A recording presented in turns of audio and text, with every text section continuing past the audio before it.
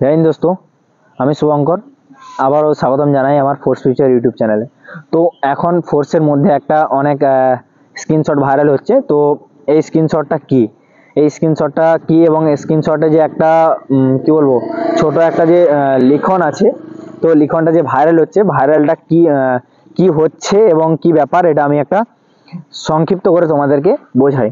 ঠিক আছে, প্রথম কথা যে এই স্ক্রিনশটটা যেটা হচ্ছে সেটা হচ্ছে ফোর্সের ছেলেদের জন্য, যারা ছুটি নিয়ে একটু দিমাগ খাটায় যে এইভাবে আমি ছুটিটা নেব, এইভাবে করব। তো সেক্ষেত্রে কি হয় এবং কি না হয় সেটা আমি তোমাদেরকে ছোট্ট করে একটু বোঝাই। ঠিক আছে, তো ফোর্সে ছুটি পাওয়ার জন্য, ঠিক আছে, ফোর্সে ছুটি পাওয়ার জন্য তোমাকে ইভেন্ট কমপ্লিট করে থাকতে হয়। ফোর্সে ছুটি পাওয়ার জন্য ইভেন্ট কমপ্লিট কি কি করতে হয়? ফার্স্ট হচ্ছে ফায়ারিং, সালানা ফায়ারিং। সেকেন্ড হচ্ছে তোমার সালানা মানে বছরে তোমার ফায়ারিং কমপ্লিট থাকতে হবে। দুই হচ্ছে বিপিটি এবং পিপিটি কমপ্লিট করবে। 3 নম্বর তোমার হচ্ছে যে মেডিকেল, প্রতি পুরো সালানা যে মেডিকেলটা হয়, তো মানে সালানা মানে ইয়ারলি যে মেডিকেলটা হয়, তো সেই মেডিকেলটা কমপ্লিট থাকা দরকার। তবে গেলেই তুমি কি করবে, যে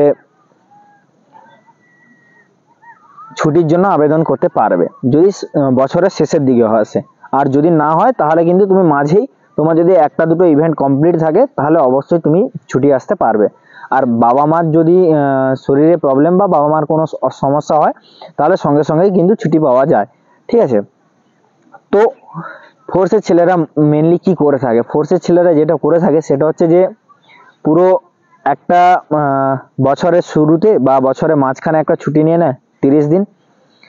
তারপরে কি করে, বছরটা পুরো পেরিয়ে একদম শেষ হয়ে আসবে সেই সময় ডিসেম্বর মাসে ছুটি অ্যাপ্লাই করে 30 দিনে, মানে ডিসেম্বর মাসের 20 তারিখ বা 25 তারিখে হয়তো ছুটি অ্যাপ্লাই করবে 30 দিনে।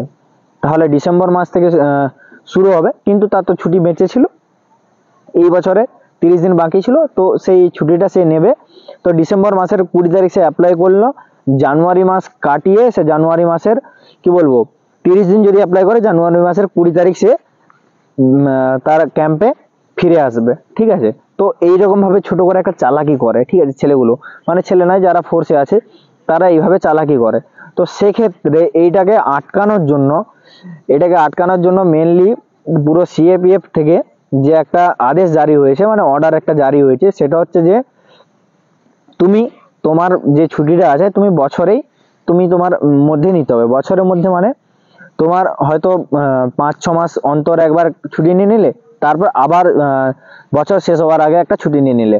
কিন্তু তুমি যদি এরকম করো যে ওই পুরনো নিয়ম যে ডিসেম্বরের শেষের দিকে এসে নেব, ওই বছরটা কাটিয়ে কিছুটা আমি এসে এখানে থাকবো, কিন্তু তাহলে সেক্ষেত্রে কি করা হবে, সেক্ষেত্রে তোমার এই বছরের যে কটা ছুটি আছে সেটা কাটা হবে এবং বাকি ছুটিটা তোমার জমা হয়ে যাবে। সেই জমা হয়ে যাবার পরে তুমি যে আগামী সালের যে ছুটি মানে দিনগুলো কাটবে, সেটা তোমার আগামী বছরের ছুটি থেকে কাটা হয়ে যাবে। যেটা হচ্ছে সহজ একটা রুল বানিয়ে দিয়েছে, যেহেতু মানে ফোর্সের ছেলেকে বিভিন্নভাবে তাদেরকে মানে একটা কি বলবো এই চালাকি থেকে আটকানোর জন্য, এবং চালাকি নয়, এটা অবশ্য অনেকের ফায়দার জন্য করে, সেক্ষেত্রে আটকানোর জন্য কিন্তু এই একটা নতুন সিস্টেম করে দিয়েছে, নতুন একটা অর্ডার করেছে। সে কারো ভালো কারো খারাপ, কিন্তু এটা অবশ্যই যারা ফোর্সে না যাচ্ছ তাদের অবশ্যই জানা উচিত। ঠিক আছে, তো দেখা হচ্ছে নেক্সট ভিডিওতে। জয় হিন্দ, জয় ভারত। আর ইনফরমেটিভ যদি লাগে অবশ্যই চ্যানেলটা সাবস্ক্রাইব করো, শেয়ার করো বন্ধুদের সাথে।